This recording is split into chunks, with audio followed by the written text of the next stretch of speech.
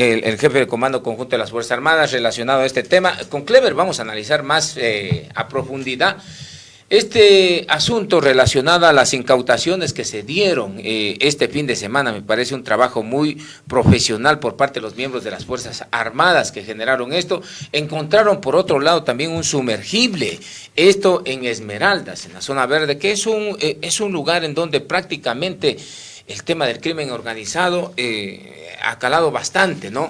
Y por otro lado, el asunto relacionado al narcotráfico. Esmeraldas está limitando, siempre se dice, con Colombia, pero muchos de ellos dicen no, está limitando con el Frente 48 de las disidencias de las FARC, también el Frente Oliver Sinistierra, el FOS, recuerden anteriormente el Huacho, quien... este frente, de hecho, el frente de Oliver Sinistierra, el FOS, fue el que en el año 2016 empezó en nuestro país colocando las bombas e hizo explotar y dinamitó, de hecho, un destacamento de la Policía Nacional, eso en el cantón San Lorenzo de la provincia de Esmeraldas. A esta hora de la mañana saludo y doy la bienvenida al abogado Sebastián Ceballos. Él es subdirector nacional de Unidad Popular. Gracias por estar en este medio de comunicación para analizar temas que son relevantes. Por un lado, el incremento del IVA del 12 al 15%, y tenemos un tema puntual relacionado a la consulta popular que se nos avecina. Cerca de 19 preguntas al fin y al cabo. El tema relacionado a la pelea de gallos no ha de ir, de hecho, y el presidente de la República había reculado sobre esta materia, y hay otras preguntas que quizás puedan quedar en unas 15, 14 preguntas en donde se van a someter, de hecho, los ecuatorianos a nuevamente ir a las urnas. Digo someter porque es una imposición. Si usted no tiene este documento de haber sufragado, pues no puede realizar algunas actividades, algunas gestiones personales. No, porque si los ecuatorianos no se los multara por aquello, casi no fueran ni a elegir a la autoridad que hoy en día tenemos, ¿no? Abogado, buenos días, gracias por estar en este medio de comunicación. Gracias, Segundo, un abrazo para usted, para todas las personas que nos miran y nos escuchan a través de este medio de comunicación. Siempre es un honor para responder todas las preguntas, no aquellas que se escojan por parte del entrevistador, y digo esto porque creo que las personas que estamos de este lado, es decir, los entrevistados, políticos, figuras públicas, por decirlo así, estamos sometidos al escarnio público, lo dice la Comisión Interamericana de Derechos Humanos, y estamos sometidos, si cabe el término también, a la discusión, a la crítica, por supuesto, en este caso del periodista. Y quiero empezar así esta entrevista porque creo que no es válido, primero, aquello que se hizo en los días de tensión, donde usted fue víctima, me parece. El 9 de enero. El 9 de enero fue víctima de una respuesta que me parece que no cabe, porque insisto, más allá de la validez o no de la pregunta, eso no soy yo quien para decirlo. Son preguntas. Nadie no califica aquello, porque claro, es una rueda de prensa, no es una conferencia de prensa, que es totalmente diferente. Sí, pero además creo que el periodista siempre tiene el rol de encarar, de decir la verdad, y por supuesto, en el caso de ustedes también, de buscar la verdad, de buscar la objetividad. Y en este caso me parece que usted fue víctima de una respuesta que completamente, esta sí, salida de tono, del contexto que vive la ciudad, la provincia y por supuesto el país. Dicho sea de paso, además me parece que hay una ofensa precisamente a las personas que tienen algún tipo de discapacidad, y que son personas que son, de hecho... Discapacidad mental. Exactamente. La salud mental de los ecuatorianos, de hecho, no está tan bien, pero sin embargo que políticos... violen el artículo 11 de la Constitución, en donde se señala claramente que nadie puede ser discriminado, ¿no? Y que salga eso de un actor político y de una autoridad dice mucho, porque a las autoridades de hecho lo eligen todos, ¿no? Sí, por y supuesto. hasta los familiares de las personas que tienen algún tipo de algún miembro que adolecen de esta enfermedad. Sí, pero además nadie mental. puede ser discriminado ni por raza, digamos partido político, imagínese usted, ni por supuesto por su condición.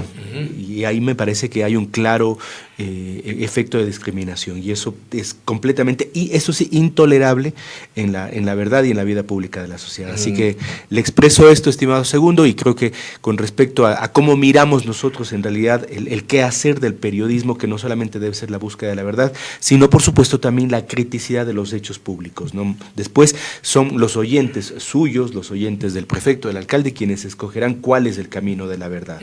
Ese me parece que es un hecho, pero el rol del periodismo, por supuesto que debe ser un rol crítico, porque la búsqueda de la verdad se hace a partir de la criticidad que haya. Claro, de hecho, bueno, cuando se generan estas preguntas críticas parece ser preguntas estúpidas meramente, pero no somos quien para calificar lo que pregunta un periodista, caso de hacerlo, ¿no? Estaríamos generando otra contravención más y otro irrespeto a la norma constitucional, que es el tema de la censura previa. El artículo 18 de la Constitución y el artículo 18 de la Ley Orgánica de Comunicación señala claramente aquello, que ninguna autoridad podrá decir qué es lo que debe de preguntar el periodista. Eso a todas luces se llama censura. Pero no es la Constitución solamente, es un principio fundamental del periodismo, es un principio fundamental de la vida pública. Yo vengo acá sin saber cuáles son las preguntas. Algo sé los temas que vamos a tocar, pero ni mucho menos las preguntas. Y por más que sean incómodas estas, creo que está la capacidad para poder democráticamente responder, y seguramente otras incluso no hacerlo, o hacerlo en la forma que usted crea debido. Perfecto, gracias Sebastián, más bien por estas palabras que nos emite acá a este servidor y al medio de comunicación que tanto se irrespeta hoy en día el ejercicio de la actividad periodística. Vamos a analizar, yo quiero su opinión con respecto al tema del caso Metástasis. ¿Cómo le ve usted, cómo le ve los sectores sociales este operativo que generó la fiscal general del Estado, Diana Salazar? Por un lado, el expresidente Rafael Correa ayudó a cerca de 7, 8 personas, dando una alerta para que ellos escapen. Unos de ellos ya están aquí en el país, como es el caso de Daniel Salcedo, que se valió de la ayuda del expresidente, que alertó que este operativo se iba a realizar para que se pongan a buen recaudo. ¿Son válidas las actuaciones de la fiscal o no? Por supuesto, creo que el caso Metástasis es una clara expresión del estado de descomposición que vive la sociedad ecuatoriana. Ese es el titular. Esa es la referencia que supone el caso Metástasis. ¿Por qué? Porque supone y afirma la relación política del narcotráfico con sectores políticos en el país, porque afirma la relación del... Con un sector, no sectores, porque la gente va a decir, wow, todos los políticos están chispeados por Sí, en el caso Metástasis sí, pero yo creo que, por eso digo la descomposición, porque hay otros, porque si usted coge el León de Troya, que usted también lo ha tomado, es otro sector político, pero que igual vinculado con el narcotráfico. Segundo, es la afirmación de la relación del narcotráfico con el sistema de justicia que lamentablemente ha sido corrompido y ha sido penetrado por el narcotráfico. Me refiero a algunos fiscales, por supuesto no todos los fiscales, a algunos jueces, por supuesto no todos los jueces, pero que están lamentablemente adscritos a la política del narcotráfico. Y lo tercero, por supuesto, ojo que no se ha dicho mucho, a la relación incestuosa que hay entre el narcotráfico y el sistema financiero nacional. Tres patas que componen una avenida pavimentada completamente para que el crimen organizado se haya tomado no solamente las instituciones del Estado, sino también la relación con mandos políticos y por lo tanto con decisiones políticas del país. Se ve en los chats de Norero cómo dicen y cómo se plantean, cómo pueden dirigir cárceles, cómo pueden usar y abusar de los jueces para tener sentencias que sean a su favor, cómo pueden tener esta relación efectivamente. Cómo pueden impulsar a un candidato a la presidencia de la República, claro, pagándole $250,000. Exactamente. Y son elementos que señalan entonces lo corrompido que está el sistema político ecuatoriano. Y claro que sí está corrompido. Quienes no tenemos nada que perder ni ninguna relación con el narcotráfico, debemos señalarlo con todas las luces. ¿Por qué en este país, estimado segundo, no hay una verdadera verificación de las campañas políticos y del financiamiento de los partidos políticos, más allá del financiamiento del Estado? Este es un elemento que no se ha hecho y creo que es profundamente necesario en el país. Segundo, una evaluación, pero desde las universidades, desde los colegios de abogados, al sistema jurídico del país. Hoy veía y venía escuchando y decía, hemos normalizado, pero en el Consejo de la Judicatura hay 3 vocales del Consejo de la Judicatura que están fuera por temas o elementos de corrupción.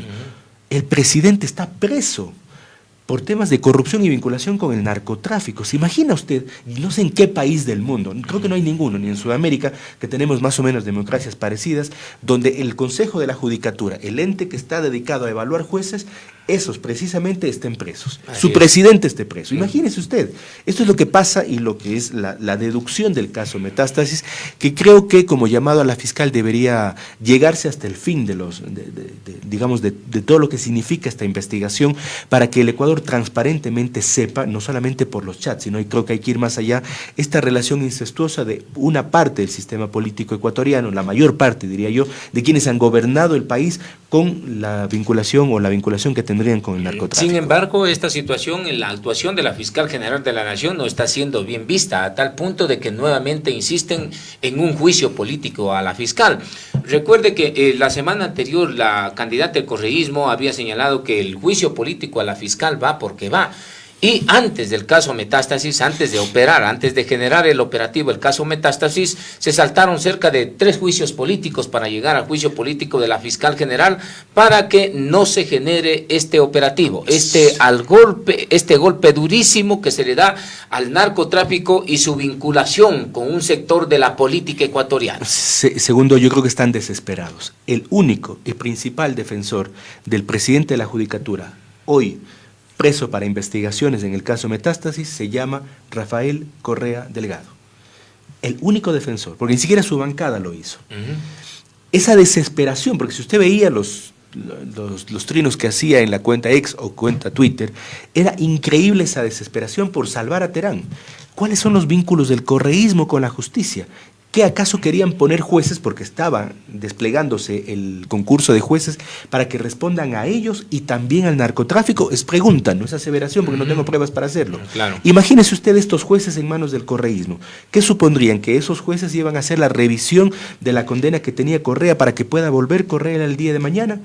Esos jueces también estaban vinculados. No creo con que se estaban cocinando ya eso. Cocinando. Esa era la apuesta. Y el día de mañana esos jueces también tendrían que vinculación con el narcotráfico para permitir que los presos vayan de una u otra cárcel a la cárcel que ellos quieran, para permitir amnistías, para permitir que los narcotraficantes salgan libres, o que ni siquiera haya en realidad juicios penales para esas personas, para esos personajes, para permitir que la corrupción, porque este es otro elemento muy importante, en este país, y acuérdese lo que le digo, donde hay corrupción, una buena parte de esa corrupción también tiene que ver con dineros sucios del narcotráfico. Y yo no tengo ningún problema en decirlo, estimado segundo. No, de hecho ya lo había señalado el finado Francisco Huerta, ¿no?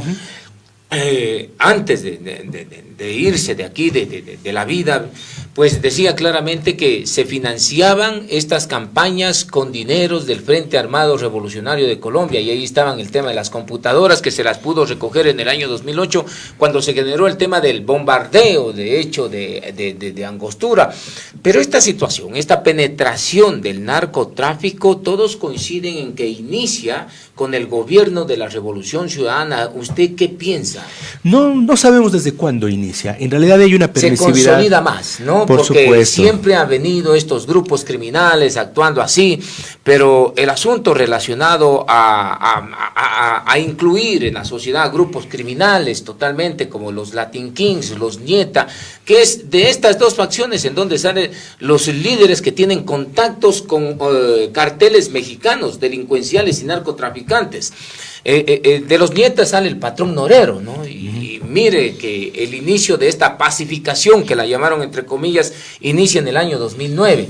Y vuelta del otro lado, de la otra pandilla rival de los Latin Kings, sale justamente Ronnie Aliaga, ¿no? Entonces, mire esta situación, de dos pandillas que fueron rivales por siempre, los Latin Kings y los Nieta, sale dos cuadros políticos, y todo aquello vinculado con una organización que dice ser revolucionaria. Esto es la característica de un revolucionario, estar ligados a grupos delincuenciales y a narcotraficantes. Le pregunto a ustedes que siempre han manejado las líneas revolucionarias, Sebastián. Sí, yo creo que sí. A ver, hay un hecho concreto para examinar el contexto. Este país es un país dolarizado. Este país es un país altamente corrompido, porque no venga el señor Correa a decir que el tráfico de drogas que aumentó con la señora María Paula Romo y Lenín Moreno, con el señor Guillermo Lazo, habrá que ver qué pasa con Noboa. Pero los elementos que hoy tenemos se fueron configurando a propósito, insisto, de que tenemos un país dolarizado, de que nuestros puertos eran altamente corrompibles, y eso no empieza con el señor Moreno. Empieza, estimado segundo, a propósito de que hay pavimentación certera para que el negocio del narcotráfico salga de Colombia en una parte, ingrese al Ecuador, porque por nuestras fronteras ingresa la producción de cocaína, y no estamos produciendo, el país no es un productor de cocaína, y salga a partir de los puertos. El 70% de la droga que está en Europa, el 70% sale de los puertos del Ecuador. Pero o sea, ahora Ecuador, ojo, de acuerdo a Inside Cry, un portal que se nutre bastante de la investigación de todas las fuentes oficiales de acá, ya nuestro país también produce droga, y no solamente para el consumo interno, sino para... Hay una producción, pero la mayoría de la droga ingresa por las fronteras ecuatorianas, y el 70% de la droga, insisto, de Europa se trafica a partir de los puertos, el de Guayaquil, o los puertos de Guayaquil, el de Puerto Bolívar y el puerto de Manta. El puerto de Esmeraldas también, por supuesto. Es por eso que en esos sectores están asentadas estas bandas que están por fuera de la ley. Esto no es una cuestión de inteligencia militar, sino de simple colegimiento de todo lo que pasa en el país. Y esto se permitió a partir, no solamente, insisto, el presidente Moreno Lasso, sino que tiene efectivamente su pasado en lo que fue el presidente Correa. No solamente por el tema del acuerdo que hicieron con las bandas, sino que permitieron esta relación incestuosa, insisto, entre las bandas por fuera de la ley, el sistema político que estaba en el poder, el sistema de justicia que estaba en el poder. Hay que recordarle que los jueces que hoy tenemos, la mayoría de jueces que hoy tenemos, fueron puestos por el señor Gustavo Yalc. ¿Quién fue Gustavo Yalc? Claro. Secretario particular del presidente Así Correa. Es, totalmente. Esta es la relación incestuosa que hay con las Cortes de Justicia. Después fue al Consejo de la Judicatura, en donde Claro. podían deber de los que iban a pasar con 100 sobre 100 a ser jueces. Por supuesto, los puertos que teníamos, y el control de los puertos no empieza con Moreno. El narcotráfico no empieza con Moreno. Seguramente tienen un despliegue mucho más como el que tenemos ya actualmente, porque esos gobiernos fueron nefastos. ¿Usted cree que allanó esta situación Rafael Correa para que me venga acá? Digamos, el primer paso está en estos acuerdos con bandas delincuenciales, con bandas criminales. El segundo paso se arma en el año 2008 con la Constitución, y el artículo 5 ponen ahí de la Constitución que no se permiten bases extranjeras, ¿no? Porque teníamos un control en las fronteras totalmente blandengue, no había control, de hecho, no hay, y quienes ayudaban a controlar era la base de Manta. Uno de estos trabajos era bastante fundamental. Entonces, primero, el acuerdo con los grupos delincuenciales; segundo, el tema de la base de Manta; y tercero, sigue armando la Constitución para dar ciudadanía universal a toda la gente. Yo creo que hay otros elementos que tienen que ver más bien con el vínculo del narcotráfico, el tema de la corrupción y cómo se permitió. En el 2015, me parece, se crea el Código Integral Penal, que permite, más bien, fíjese usted, una visión distinta del delito y una especie de lo que se denomina el populismo penal, para tener en las megacárceles que para ese entonces eran construidas en el país un hacinamiento, y eso ya se produjo en el gobierno del presidente Correa. Es decir, se sentaron las bases para que en esas megacárceles construidas por el presidente Correa, porque ahora ve asambleístas que están reclamando que la cárcel sea regional, cuando el señor Berresueta fue gobernador, pues cuando se inauguró la cárcel. Sí, yo recuerdo muy bien. Pero claro, que, pues, el que seguía con caballos ahí a la gente que se oponía. Y discúlpeme, pero esa cárcel nunca fue concebida como cárcel regional. Las megacárceles, la penitenciaría, la de Cotopaxi y la de Cuenca, eran megacárceles al estilo norteamericano, más bien, para instalar ahí a delincuentes de todo el país. Esa fue la concepción. Ahora no vengan a hacerse los locos. Ese elemento, más el Código Penal, que permitió, fíjese usted, que en las cárceles sean ya no las universidades del delito, sino sean centros de operación estratégica de las personas o de los grupos que están por fuera de la ley. Porque eso es la cárcel de Turi, eso es la cárcel de Cotopaxi, eso es la penitenciaría del Litoral, discúlpeme. Y eso tiene que saber la gente. Es decir, es una serie de malas decisiones que se han tomado para que el narcotráfico tenga hoy en día la relación que tiene con el sistema político y las decisiones políticas que tiene. Imagínese usted, en ningún país del mundo, chats oficiales donde los narcotraficantes, en este caso de la mafia albanesa, entiendo yo, le ordenan al cuñado del presidente quién va a dirigir tal o cual puesto, tal o cual espacio. Es decir, insisto, estos 3 gobiernos que se han sucedido en el país tienen relaciones políticas por las cuales algún día van a tener que responder, porque al final del día son cómplices de las muertes que hay, de que nuestros niños sean reclutados para las bandas. La herencia del correísmo entonces estuvo, directamente marcada con estos grupos delincuenciales que hoy en día nos tiene al país como estamos. Sí, porque por supuesto, yo no tengo pruebas para demostrar, sin embargo, lo que sí se ve es el abogado de uno de los narcotraficantes más importantes. Norero, usted dice, es abogado de Jorge Glass. Punto. Yo soy abogado. No solamente comparten líneas delincuenciales, sino comparten abogados. Me lo dijo aquí María Paula Romo, que la tuve en una entrevista, ¿no? Pero perdóneme, o sea, discúlpeme, pero eso tendría que por lo menos tener una explicación. Segundo, en esos chats se hace referencia a políticos que son parte de ese partido político. Me refiero a la alcaldesa de Simón Bolívar, me parece que es el cantón. Y la relación que existe. Perdóneme, discúlpeme, pero eso tiene por lo menos que investigarse, esta relación de quién financió por lo menos esas campañas, digo yo, ¿no?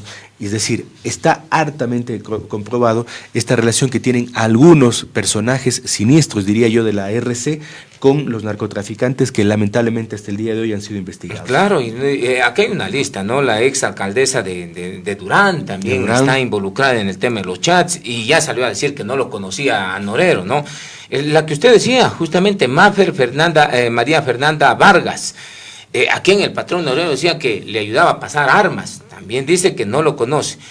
El vicepresidente Jorge Glass, que recibió los $250,000 para salir de la cárcel con esa fianza, también se hace loco y dice que no lo conoce.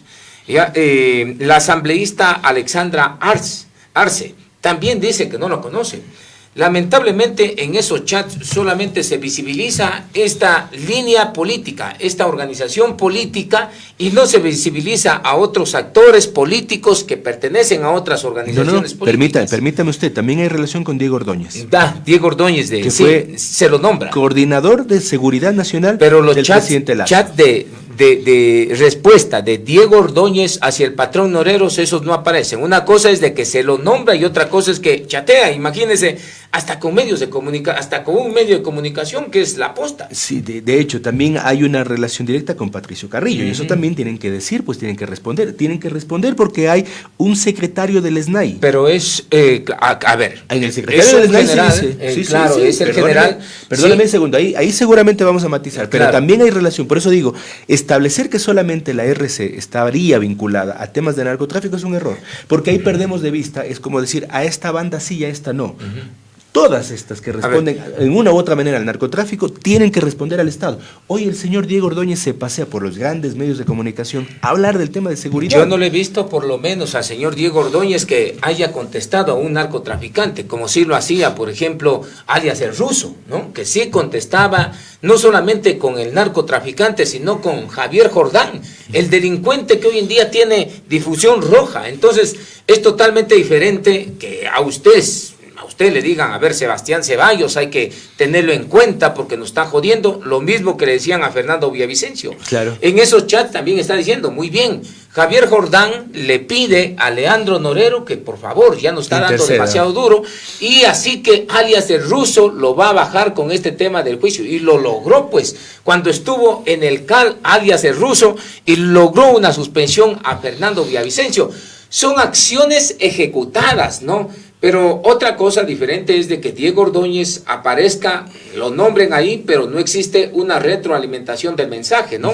Ahí estamos. Carrillo igualmente, no le ve, el nombre Carrillo está ahí, pero Carrillo no chatea con delincuentes como sí lo hace alias el Ruso. Entonces es totalmente diferente, a ese punto me iba. Sí, completamente, pero en el caso Metástasis, hay el caso León de Troya, donde hay también relaciones políticas entre el cuñado del presidente Lazo y los jefes de una de las bandas que están por fuera de la ley. En esos chats también y en esa investigación se habla de la relación política que tendrían miembros del gobierno de Lazo, y eso no debemos olvidar. En el tema Metástasis hay el caso de un general que dirigió el SNAI, que habría posibilitado cambios a diestra y siniestra para lo que querían las personas que están por fuera de la ley, estos supuestos capos del narcotráfico. Claro. Pero además hay un hecho, hay varias bandas, estimado Segundo, varias bandas, y todas esas tienen relación con el narcotráfico, porque en este país no hay una sola, y esta relación es incestuosa. Y tomemos el ejemplo de México, o tomemos el ejemplo de Colombia, es decir, donde la disputa de las bandas también supuso la disputa política, pero tanto es un delito tener relación con una como con otra banda. Para nosotros, todos tienen que responder, no solamente una de las agrupaciones políticas que estuvieron en el poder, tienen que responder por esas relaciones que usted bien ha planteado, pero también tiene que responder el señor Lazo. en el tema León de Troya. Hay toda una publicación y hay toda una investigación que lamentablemente no puede quedarse atrás, porque esto es muy importante para la transparencia y el desarrollo del país. El señor Lasso ha dicho que en 5 años o que en el 2025 va a volver a ser candidato. No creo que tenga la... No, yo tampoco. No creo que tenga la cara Yo para... tampoco, pero ya el hecho de ser candidato me supone a mí pensar, bueno, ¿quién va a financiar su campaña? Pues, ¿dónde están los recursos económicos de estas relaciones, insisto, con el narcotráfico? Y hay otro elemento que no debe perderse de vista, el tema de la corrupción. Usted hacía referencia al financiamiento de los partidos políticos, aquello que dijo Pancho Huerta. Pero hay otros temas, por ejemplo, hay un modus operandi de las bandas que es entregar recurso público para la construcción de obra pública a estas personas. Eso también con dice los contratos. Exactamente. Así es, lo que le pasó factura al alcalde Manta. Exactamente. A ver, ¿cuántos de esos contratos que se entregaron en la época de la RC, de Moreno, o en la época de Lasso, fueron entregadas a estas bandas? Ejemplo concreto. El señor Daniel Salcedo está acusado, entre otras cosas, por las ventas de medicinas en los hospitales. Así es. Y está acusado también, digamos, ese es un momento histórico del país, cuando en medio de la pandemia se descubrió que se repartían hospitales, y se repartían a hospitales a gente que está vinculada también a estas mafias. Eso no fue en la época de la RC, eso ya fue en la época de Moreno. Tiene que investigarse eso, pero por supuesto, porque los hospitales es un tema sagrado que no podrían meter mano ni las mafias ni peor los politiqueros. Imagínese, además en plena época de la pandemia, usted también investigó ese tema. Sí, a ver, claro, hemos leído tanto el tema del informe León de Troya, que se inicia en el año 2019, termina en el año 2021 con una dedicatoria que a nosotros nos parece bastante interesante. Se solicita de parte de los generales, se archive los casos de la investigación en donde se le involucra al cuñado del presidente, que es Danilo Carrera. Carrera. Entonces son casos que sí, efectivamente, hay que exigirle, de hecho, a la justicia que se clarifique. Pero le veo la magnitud del caso de una mafia albanesa a lo que hoy en día tenemos aquí, que es evidente, es palpable, ¿no? Iniciaron con un proceso, me refiero al tema del proceso, que inician con un proceso en el año 2009, involucran a miembros de pandillas en las organizaciones políticas y al fin y al cabo terminan poniéndolos en las diferentes instituciones públicas. Y eso es lo que tenemos, la desinstitucionalización del Estado ecuatoriano, porque cuando van estos grupos delincuenciales organizados, van con una sola consigna, que ¿qué es lo que vamos a hacer? No vamos a recomponer y no vamos a ayudar al país, sino vamos a ver por dónde nosotros podemos hacer negocios, por dónde vamos a corromper a los policías, por dónde vamos a corromper a los militares, que eso es evidente. Las instituciones públicas, por ejemplo, en la Policía Nacional y Fuerzas Armadas, están permeadas.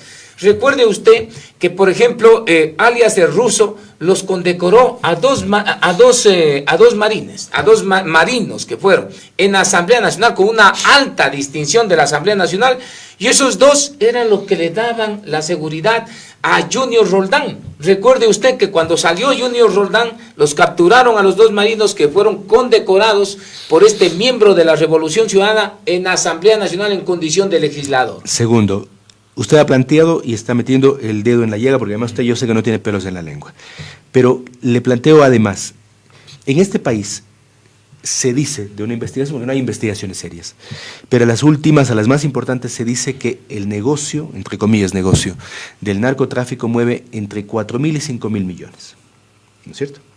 La pregunta del millón es, para que haya negocio, esos recursos tienen que ingresar a la economía nacional, ¿cierto? ¿Por dónde ingresan?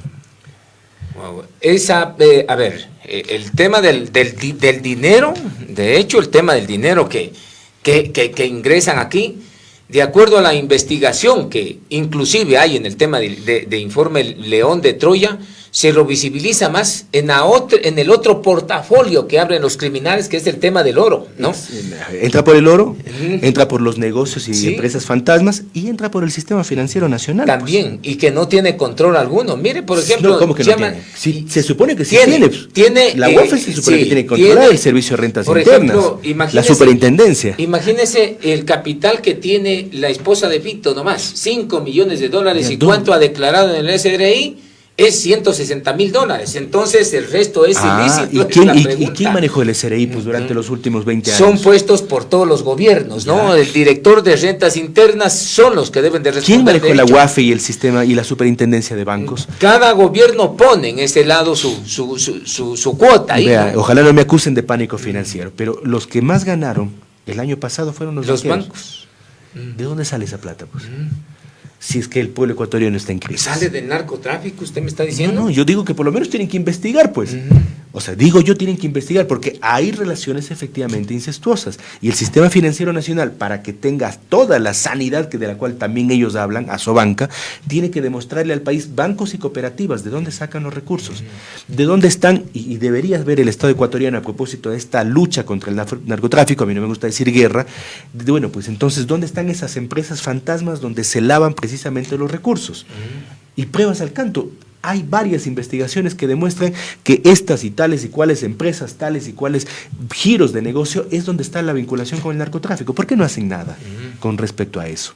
Segundo, ¿por qué no hacen nada con respecto a los políticos que está harto demostrado, tuvieron relación con el narcotráfico, incluso tuvieron la posibilidad de darle puestos sugeridos por la gente que está vinculada a las bandas? Para mí, esos son los mafiosos de cuello blanco que también tienen que responder. Claro, ya no es la lumpen delincuencia, sino son la delincuencia del cuello blanco. Perdóneme. Siempre los nombro así. Aquí hay delincuencia común que por supuesto que tiene que ser enfrentada y con todo el peso de la ley, pero hay otra que es la delincuencia de cuello blanco, que hoy, además en el Ecuador, no solamente está vinculada a temas de corrupción, sino ven temas de narcotráfico. Y cuando hay ese tema, estamos hablando de que están drenando millones, por no decir miles de millones de dólares, a los bolsillos de los de cuello blanco. Me lleva a una conclusión, justamente, Sebastián, es de que el mejor negocio es ser político. No me diga eso porque yo lo soy, pero sí politiquero y de esas personas que venden su alma, venden su criterio, su corazón a estas bandas y que están por fuera de la ley. Y defienden vehementemente a estas organizaciones que han estado vinculadas en temas delincuenciales, ¿no le parece? Por supuesto, pero además asoman lavada la cara para decir que están combatiendo al narcotráfico. Tal es el caso de México y de Colombia y de otros países. Es decir, aquellos que salían más supuestamente enfrentando, me refiero a Diego Ordóñez y demás, enfrentando al narcotráfico, son los que tienen de alguna forma una vinculación directa con estos grupos, o tendrían una vinculación directa con estos grupos. No creo que de ser así, ya estuviesen también en el bote. Lamentablemente es que las Cortes de Justicia, la Asamblea, han sido tomadas... Pero ya no está Lazo y ya no está, creo, en el gobierno. Sí, pero lamentablemente creo que hay es Daniel Noboa. Sí, pero creo que hay... Y la fiscal está actuando en derecho. Sí, y creo que hay un nivel de inmunidad e impunidad, porque justicia que tarda no es justicia, lamentablemente. En el caso de León de Troya fue el estallido, pero yo creo que ahí se exige un cierto nivel de celeridad. No creo que estos casos puedan salir y todos tienen su momento. Ya estaba avanzado el tema de Metástasis, porque Metástasis no es armado únicamente en un año, ¿no? Completamente. Sino más bien viene en un proceso bastante interesante, pero lo que llama la atención es la posición que tiene José Serrano desde su autoexilio.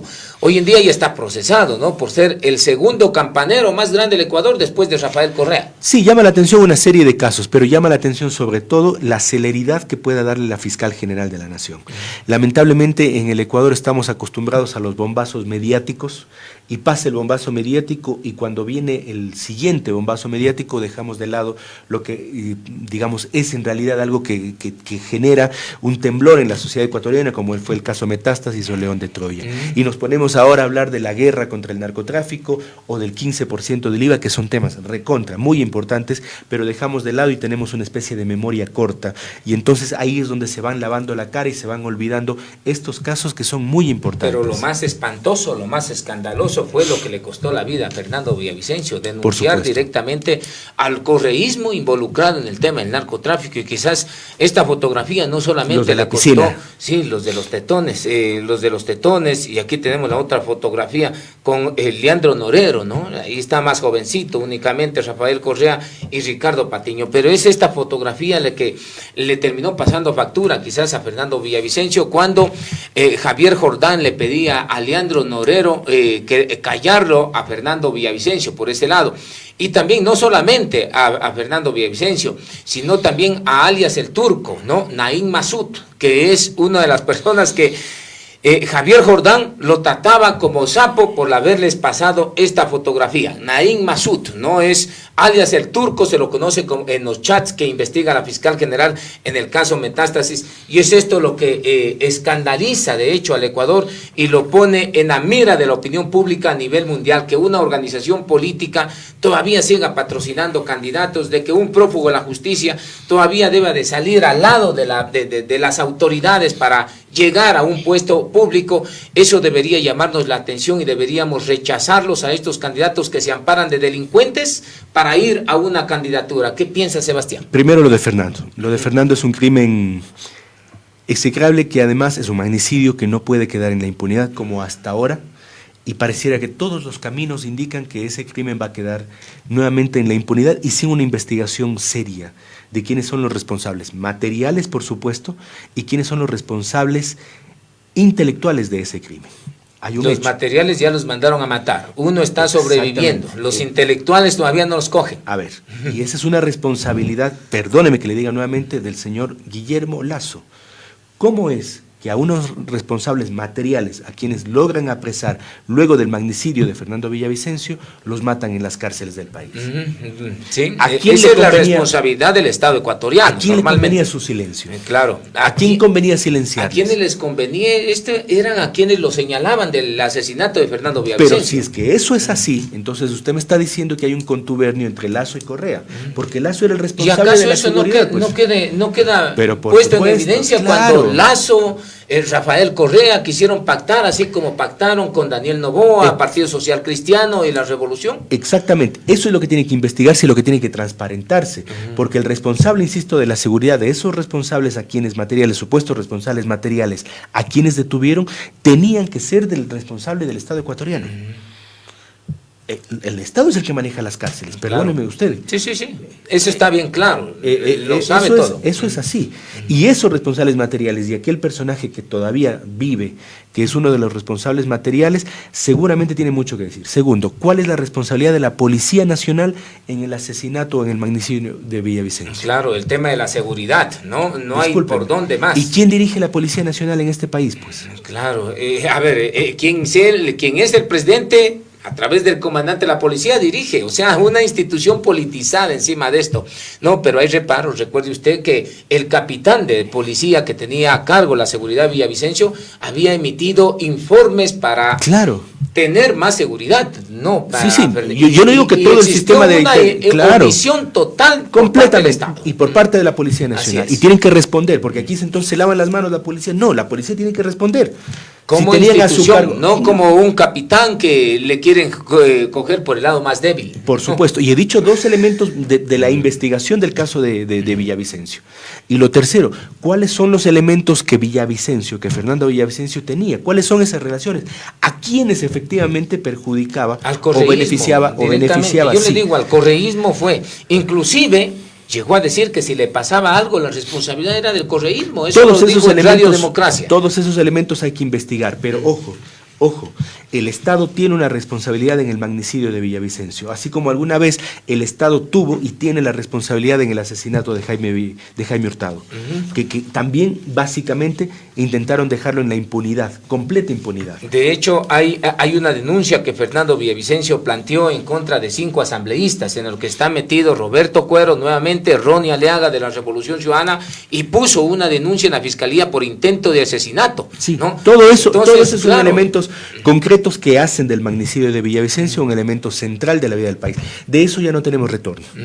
Es decir, cuando pasó lo del magnicidio de Villavicencio en medio de una campaña electoral a 2 semanas de la elección, es señalar de que estamos básicamente sin retorno en el país. Muy bien, y muchos dicen que el brazo armado de la delincuencia es la revolución. ¿Qué dice Sebastián Ceballos? Apuntan a eso y deberían de declararlos hasta objetivos militares en este estado que declaró Noboa. ¿Qué dice? Yo creo que el Estado ecuatoriano, las Cortes de Justicia y la Fiscal General de la Nación deben investigar a todos los personajes siniestros que han gobernado este país, si nadie se salva, que están vinculados con el narcotráfico. ¿Coincide en esta declaración, en estas opiniones, en que el crimen organizado tiene un brazo político y esto es la revolución? Varios brazos políticos, creo yo. Varios, no Pero solamente el más notable es la revolución. No sé si el más notable.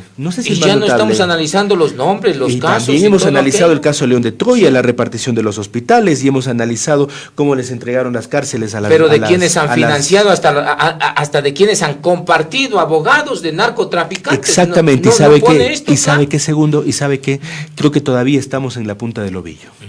Y creo que debajo de eso como lo hizo Vilma Track en su genial caricatura, hay un sinnúmero de políticos que ni siquiera usted no ni yo sabemos. No coincide usted entonces, no, de lo que dicen diversos actores, sí, que el brazo político del crimen organizado y la revolución. No, porque cuando se acusan mutuamente, estamos hablando de un lavarse la cara cuando son responsables, tanto aquellos que forjaron como aquellos que dieron rienda suelta al narcotráfico y que dieron rienda suelta a la penetración del narcotráfico en la política. ¿Esos son? Para mí, ¿Son? El gobierno de Moreno. ¿Quién más? El gobierno de Lasso. ¿Y quién más? El gobierno de Correa también, por supuesto. Esos tres gobiernos tienen que ser investigados. ¿Pero dónde más se enraizó más? ¿Cuál es? Yo les recuerdo algo, porque parece que se le está olvidando. 2008, bombardeo de Angostura, ¿no? Se cogen computadoras y voy a tener una entrevista con un vicepresidente colombiano de esa época, ¿no? Entonces, 2008, se cogen ahí las computadoras, lo descuelgan a Rafael Correa, no le gusta esto.